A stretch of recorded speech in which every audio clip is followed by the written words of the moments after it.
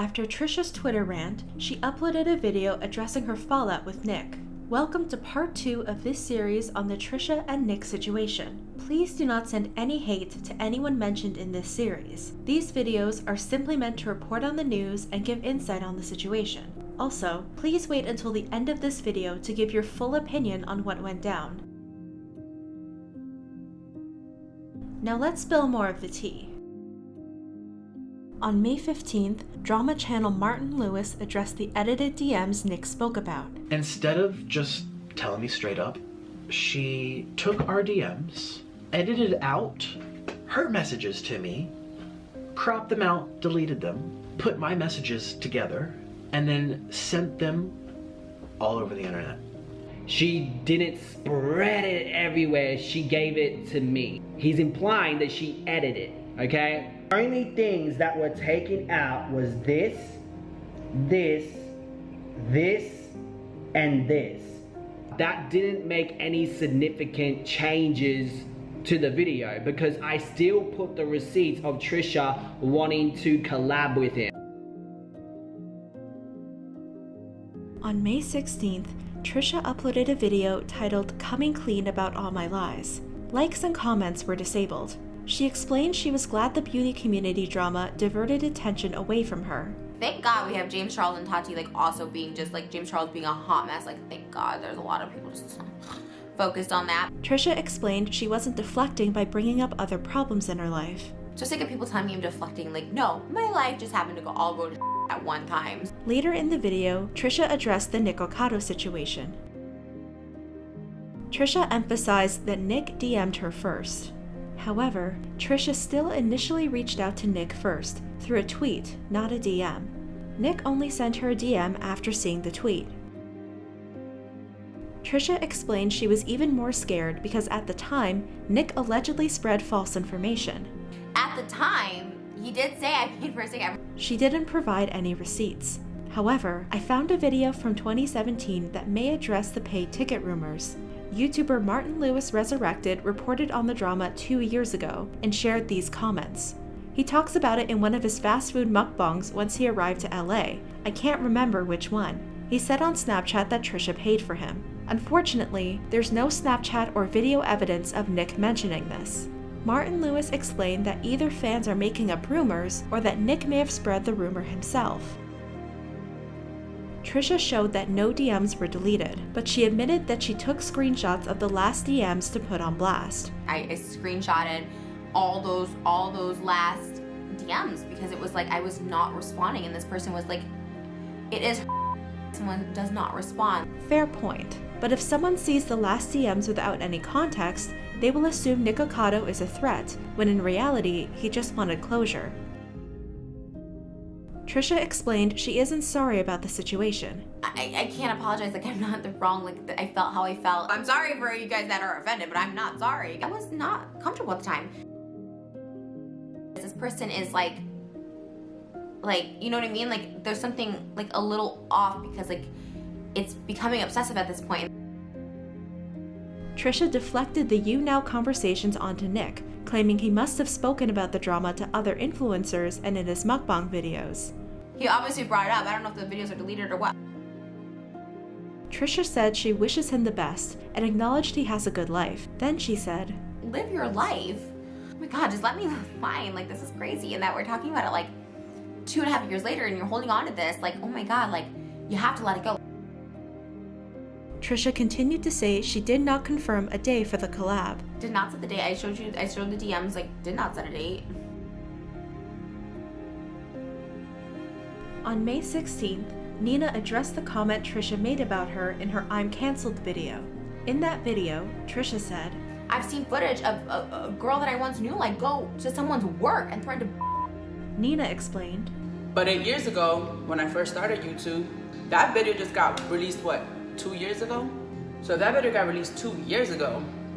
There's no way you could have foreseen me going to somebody's job to check them." In another video, Nina explained that she was the one who released the video 2 years ago. I put it out, I recorded it, where I had to go check somebody. and I had to go check them because they lied on me. So you can see, similar to Nick's situation, Trisha is allegedly using a recent situation to continue to push the narrative that Nina is a dangerous person, to make the story sound more believable.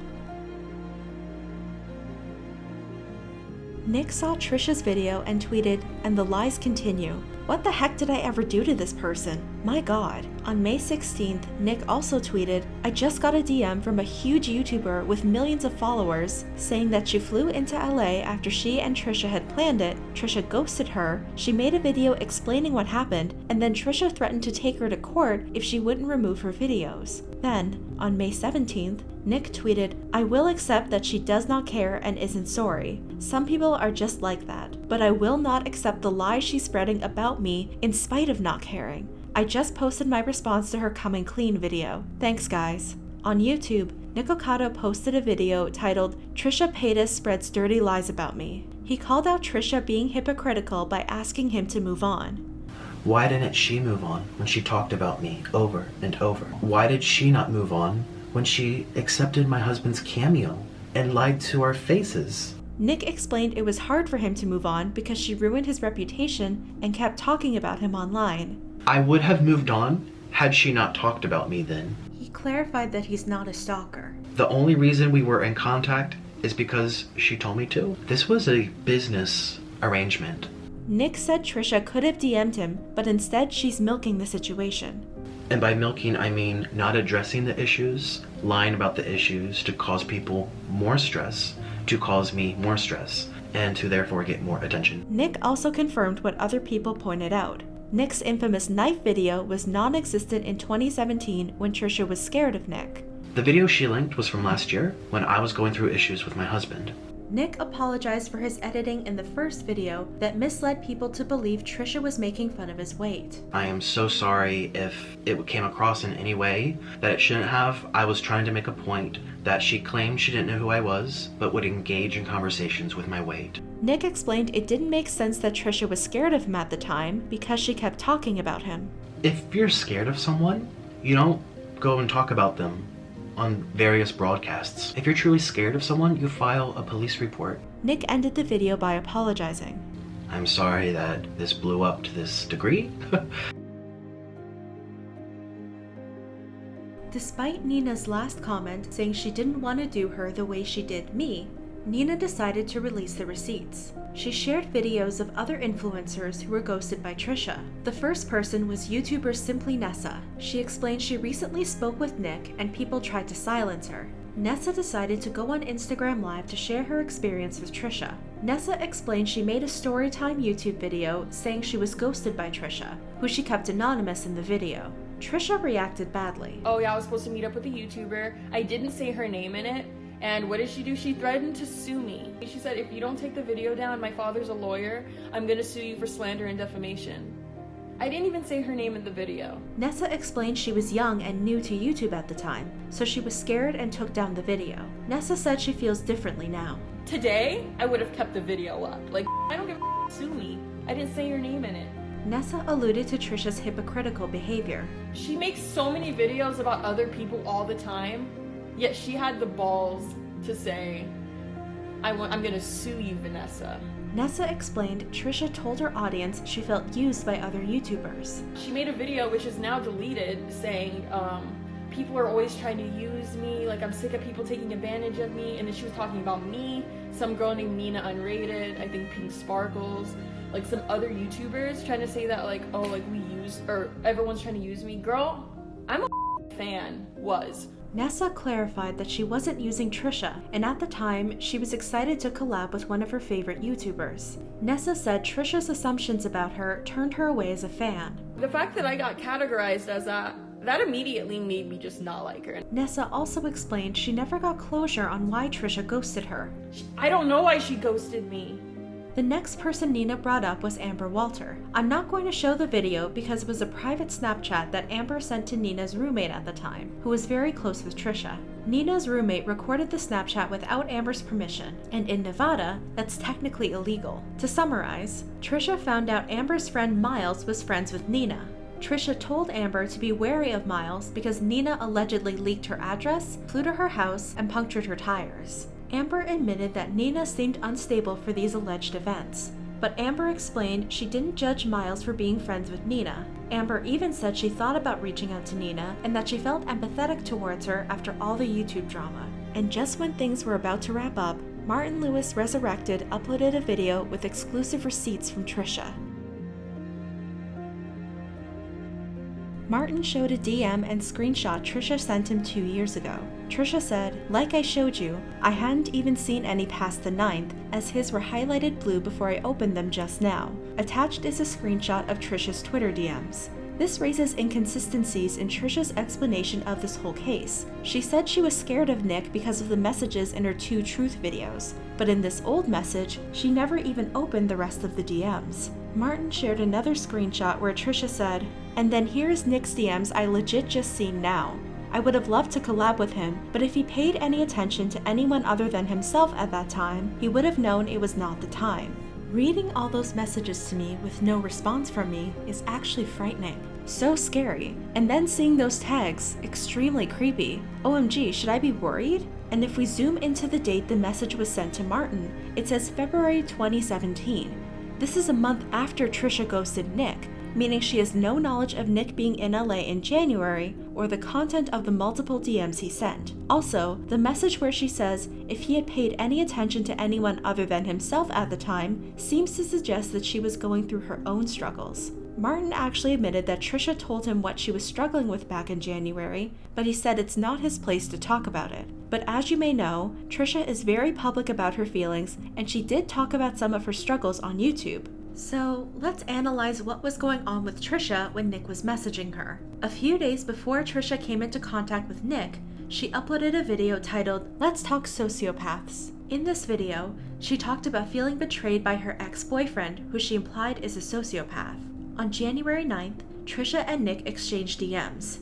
This same day, Trisha tweeted, "I just filmed the most emotional video of my life. I still can't stop crying. I've been pushed to my limits." Attached to the tweet was a video titled, "There Are No Words." She talked about feeling thankful to be alive, but she also cried over her personal struggle to get over a lot of things in her life. She ended the video by saying, Thank you for all the support, for loving a hypocritical, crazy, but really genuine loving girl. She also tweeted, "It's okay to not be okay all the time." On January 10th, Nick asked Trisha about confirming collab days. Trisha didn't respond. Instead, she uploaded a mukbang video.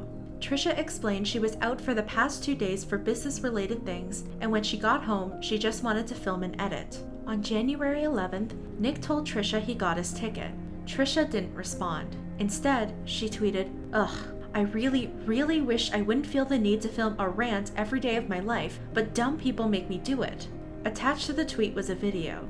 In this video, she rambled about work ethic and professionalism at work with people she had to deal with on set.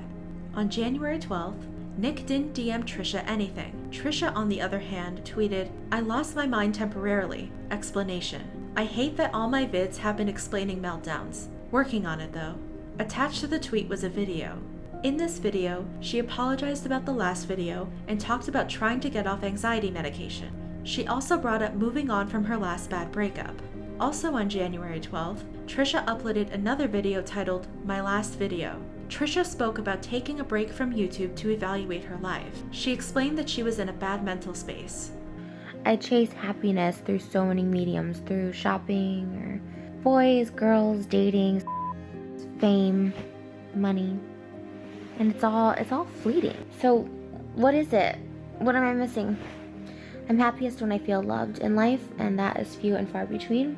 And on January 13th, Nick told Trisha he'd be in LA in 2 days. Trisha didn't respond and didn't upload on YouTube. Nick stopped messaging Trisha for 2 days.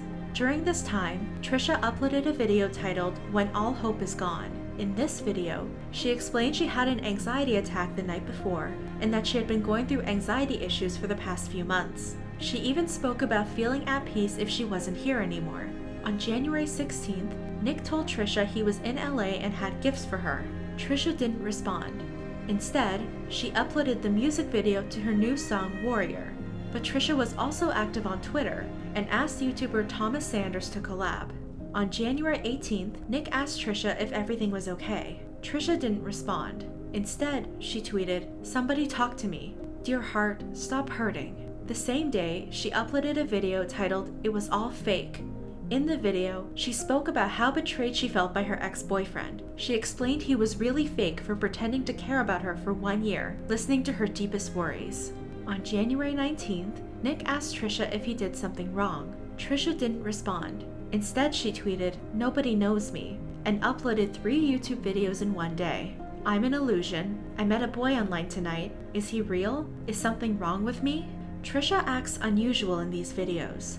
In the first video, she talked about theories and fake realities.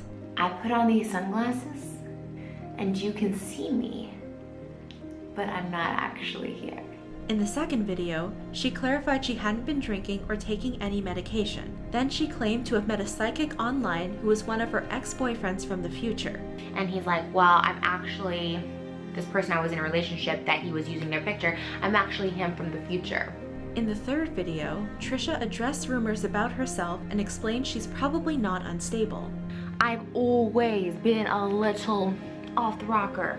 And I tell people when I meet them, I'm a little crazy. And you know what people tell me? Crazy people don't admit they're crazy and they don't think they're crazy. So how crazy can I be if I'm telling you? On January 20th, Nick reminded Trisha he was in LA and asked if everything was okay again. Trisha didn't respond. Instead, she uploaded 3 YouTube videos again. In the first video, she explained she hadn't left the house in a week and felt like she was slipping into insanity. She explained she recently spoke with her father, and it was nice to hear a voice that didn't judge her. In the second video, she spoke about how mean PewDiePie is to other YouTubers, including herself. She said, PewDiePie also watched 1 second of one of my videos and said, ew, you can't do it. Which I can't even watch 1 second of you. In the third video, she spoke about staying in on a Friday night filming all her meals. What I love most about eating a chicken finger on a Friday night, alone and miserable with nobody asking me to hang out, I don't gotta worry about fake mother. On January 21st, Nick asked for an explanation. Trisha didn't respond, and she was absent from YouTube for 3 days. On January 25th, Trisha uploaded a video titled, "Something Bad Happened." She explained something bad happened with her physical health Friday night, and she explained she had to take better care of her health. So that was Trisha's mindset during the time Nick kept asking Trisha for an explanation. Now back to the present tea. Despite already posting 2 videos addressing the Nikocado situation, Trisha continued to speak about Nick in interviews. On May 17th, she spoke about Nick with gossip blogger Perez Hilton. Trisha made it clear she was not sorry about what happened. Well, I feel like so many people, him and a lot of your fans, want to hear an apology. But I'm not sorry. Trisha believes ghosting is not rude because the other person could be unstable. As soon as you say, hey, like, I kind of don't want to do videos, like, I don't want to make my channel your channel, they go nuts. Trisha continues to use Nick's knife video as her argument explaining why Nick is scary. He doesn't come across as scary to me. He has this one video where he has like a knife out and he's like a husband. Trisha believed it's okay to ghost on business arrangements. Would you say it's unprofessional? You're a professional YouTuber. I don't. People weren't happy with Trisha in the Perez interview. There's a higher dislike to like ratio. They said, the problem isn't the ghosting. The problem is the pathological lying. How is she this toxic? She's so proud of treating people with no respect and lying to ruin their image. Thinks about the video when she was ghosted by her date and was crying and crying over it, saying people should have respect enough to at least respond and communicate, and that you should respect people's time. And I actually found the video the last comment was referencing. 5 years ago, Trisha talked about being ghosted and encouraged communication and closure when ending a relationship. I feel like when any relationship should end, there should be communication, you know? Like, not acknowledging anything, like even an email, even like, sorry, been busy, like just any sort of response. It's like literally the worst. It's like no closure. You just want to know why. Is it something I did? Like, I would like to know so I don't do this in future relationships. Of course, Trisha was more heartbroken over losing someone she was intimate with, but the feeling disrespected, confused, and ignored still applies to friendships and even business relations. It hurts not to know why. On May 20th, Trisha talked in another interview with gossip blogger Tom Ward. Tom sided with Trisha on the Nikocado situation. I wouldn't have booked the place if I didn't hear from you in 7 messages. No. Trisha explained she was unapologetic and said, I'm a ghoster. Yeah. Moral of the story, don't collab with me. Don't reach out to collab with me. People were not too happy with this interview. There's almost as many dislikes as there are likes. Fans commented, Nick had to go back to the States anyway. Stop making him seem like he's the one that's in the wrong here. No one cares too much that she ghosted him. It's the calculated and portraying him as a that people dislike. Later, Tom backtracked and said, Hey guys, I feel like I need to explain myself. This is by far my most disliked video, and after responding to comments on here and on Twitter, I get why. You're pissed that I didn't push her about Nikocado Avocado and being a I'm not afraid to ask tough questions. I honestly thought you guys didn't care about this anymore. And now I see that you still do care about that and the fact that she's a If I could do it over again, I'd go down that road. Despite Trisha putting out truth videos, sharing her mental health battle, and speaking on interviews, her fans were not very happy with how she dealt with the Nikocado situation. Trisha lost over 17,000 subscribers on her main channel, and over 68,000 subscribers on her second channel since Nick exposed her. Meanwhile, Nikocado gained approximately 84,000 subscribers during the time of the controversy. On May 30th, PewDiePie spoke about the Trisha and Nick drama on his Cringe Thursday segment. Like many others, PewDiePie noticed that Trisha changed the story from being a fan of Nick's videos to being scared of him. You said you were subscribed in the comments of that video! She just completely changed the story because, you know, Trisha can't be the bad person. Then PewDiePie commented on Trisha as a YouTuber. He said he thinks Trisha isn't authentic on YouTube. I feel like she does play into the dumb blonde role. PewDiePie implied that Trisha doesn't have any humility and does things for views. I feel like Trisha belongs in this category of YouTubers that just have no shame. Just whatever it takes to get views on YouTube. Nick saw PewDiePie's video and uploaded a reaction video. He said PewDiePie forgot to mention that his knife video was filmed a year after the drama. Nick addressed Trisha's recent mental health videos. It's still one of those things that's so taboo. You don't question someone's mental state. So she's playing the most powerful card to just get people to like give her a pass. Nick explained he learned his lesson. I was really naive back then. I never had a big YouTuber ever notice me like that. And I've learned my lesson, you know, now I get extra confirmation. Nick ended the video by saying he wishes Trisha well. I'm glad that I stood up for myself. I'm glad that I shared my truth and my side of the story, and I wish her well. Trisha also reacted to PewDiePie's video. She explained when she first saw the video, she felt like her career was falling apart. This is the nail in my YouTube coffin. Trisha said it hurt to hear PewDiePie say she's a horrible person. So when he said all that stuff, I was like, oh my god, and he goes, and then he said, now that we can all agree she's a horrible person, now we can make fun of her, right? And that just like stung too. Despite the critiques, Trisha said she thought PewDiePie's commentary was funny and clever, and she said she was honored to be mentioned by him. I'll say I was honored. It was almost like SNL, like making fun of you, right? Like there is a certain status, right? PewDiePie being the #1 YouTuber. Trisha also defended herself by bringing up Primink's video. Nikocado Avocado lied in defense of Trisha Paytas. Primink's video explained that Trisha was never making fun of Nick's weight. Primink also pointed out Nick's hypocrisy because he spoke about Trisha in a disrespectful way in his YouTube video. It's not about Trisha. This has nothing to do with Trisha. She fucking breaks down every other day. What am I supposed to telepathically know that she's gonna have a motherfucking you know, look at her pussy and see, oh yep, there's her brainwaves. They tell me that she's gonna have a breakdown in 9 days. Trisha said moving forward, she wants to show people she's a good person, even though she's made mistakes. And she gave a general apology to those she hurt. I truly sincerely apologize, like if I hurt somebody in my life. If I've ever hurt anybody because I didn't want to hang out with them, or if I didn't communicate, or if you felt ignored by me, like I really am sorry.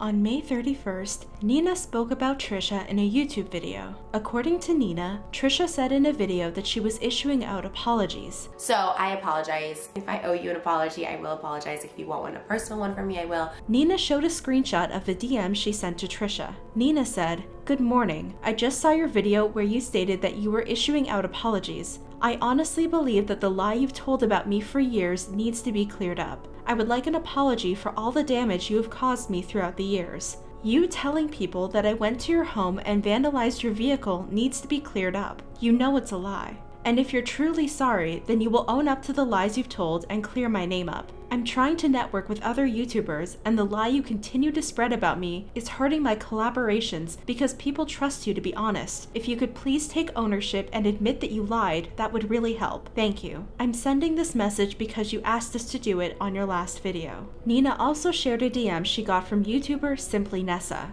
Nessa said, "Hey, I saw your video. I'm mentioning you in my new video. Hope that's okay. Because she told me she ghosted me because of you, that you vandalized her home." Nessa has not uploaded a video about the situation yet. Nina was upset about what Nessa told her. She expressed feelings of betrayal. Years later, after I go broke and I send you emails and I'm begging you and I'm pleading with you, and instead of you helping someone that literally needed help, you manipulated the situation, you lied, you were conniving, you backstabbed, and you literally went and told Simply Nessa to not collaborate with me. Something that could have really helped my YouTube career. Like, why would you do that? Trisha didn't address Nina's concerns, and that seems to be the end of the drama for now.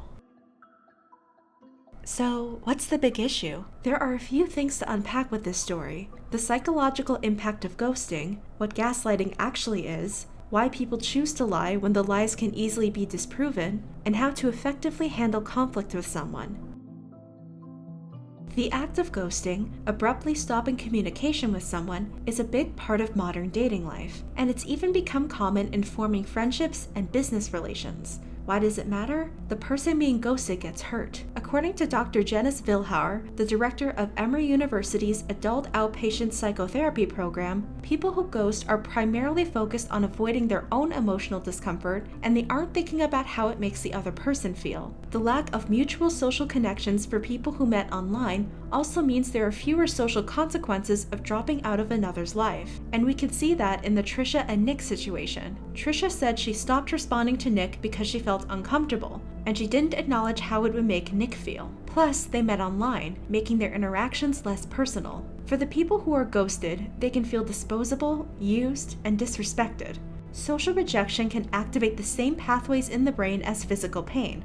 In fact, you could take the recommended dose of a pain medication like Tylenol or Advil to reduce the emotional pain of rejection. But ghosting also triggers something deeper. It creates a major scenario of ambiguity. Because we don't know what happened, we don't know how to respond.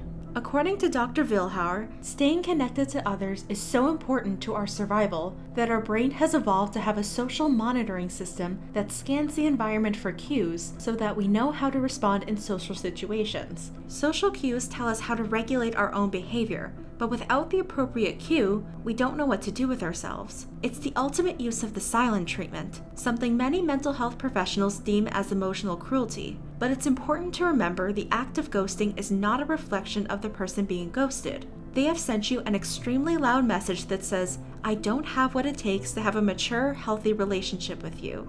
Be the better person, retain your dignity, and let him or her go peacefully." Another key element to this story is gaslighting. Gaslighting is a type of manipulation where a person is trying to get someone or a group of people to question their reality, memory, or perceptions, and psychologists say it can be dangerous. Dr. Robin Stern, author of The Gaslight Effect, says the danger of letting go of your reality is pretty extreme. Gaslighting can include withholding, refusing to listen or saying they don't understand, countering, when the manipulator questions the target's memory of an event, diverting, when the manipulator questions the target's thinking or tries to change the subject, trivializing, making the target's feelings seem unimportant, forgetting or denial, when the manipulator claims to forget what happened or deny something they previously agreed to.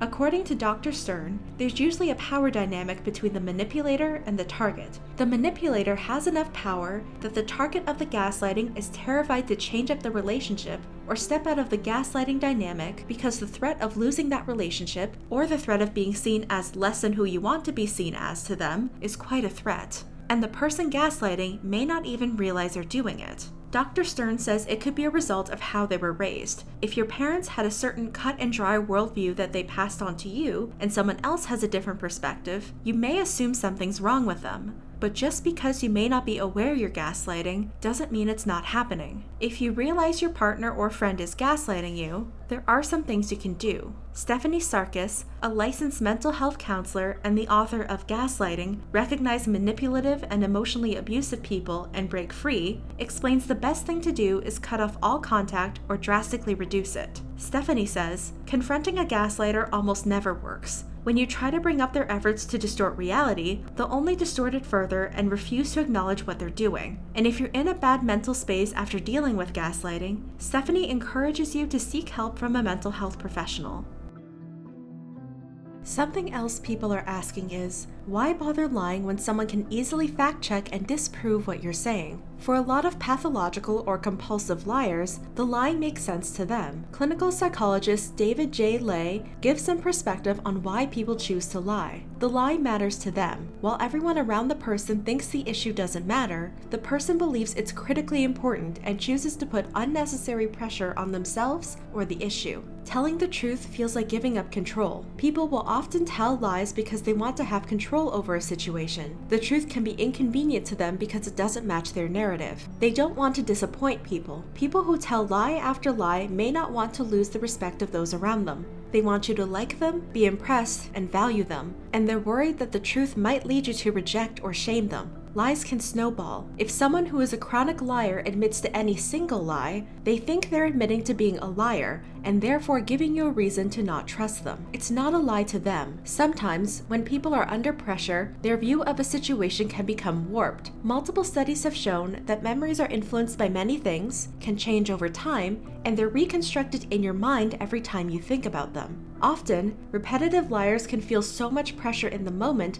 that their memory becomes unreliable. They want the lie to be true. A liar may want the lie to be true so badly, their desires will overwhelm their need to tell the truth. Sometimes, people who lie can hope things become true by saying it over and over and believing in the lie. So when you catch someone in a lie, it's important to understand their reason for lying rather than only focusing on the lie itself. With all of this to consider, how can you effectively handle conflict with a colleague, YouTube or otherwise? The University of California, San Diego has a guide with some strategies on how to deal with conflict in the workplace. Here are a few suggestions that could apply in a situation like Trisha and Nick's. Focus on behavior and events, not personalities. Describe specific examples instead of generalizations. Listen carefully. Listen to what the other person says instead of getting ready to immediately react. Identify points of agreement and disagreement. Prioritize the areas of conflict. Develop a plan to work through the conflict and stick to it. Maintain a collaborative, let's work it out attitude as you work through the issues. In other words, communication is key in making sure you and the other person can work out your differences. Overall, Trisha and Nick both have their faults. Trisha needs to be more aware of how large her platform is and how her words can ruin someone's career. She shouldn't have pushed the narrative that Nick was unstable simply because he wanted an update and closure on the collab. And Trisha really needs to understand that gaslighting can seriously mess with someone's mental health. It was not okay to make everyone else think Nick was unstable when it was a mutual business arrangement that didn't follow through because of her own personal issues. Nick should have acknowledged that day 2 was never confirmed. But I don't blame him for getting excited and constantly messaging her. He was a fan of Trisha's at the time. However, I think he should have been more clear that he was there to renew his visa and film with other YouTubers as well, instead of saying, I got my ticket to come see you and I got gifts for you. It's hard to say whether it was right or wrong for Nick and Orland to respond the way they did to Trisha's cameo, or to even buy Trisha's cameo in the first place. Trisha may have stopped talking about Nick in 2017, but Nick felt the need to protect his image. What do you think of this controversy? Have you had to deal with ghosting and gaslighting? Let me know in the comments below.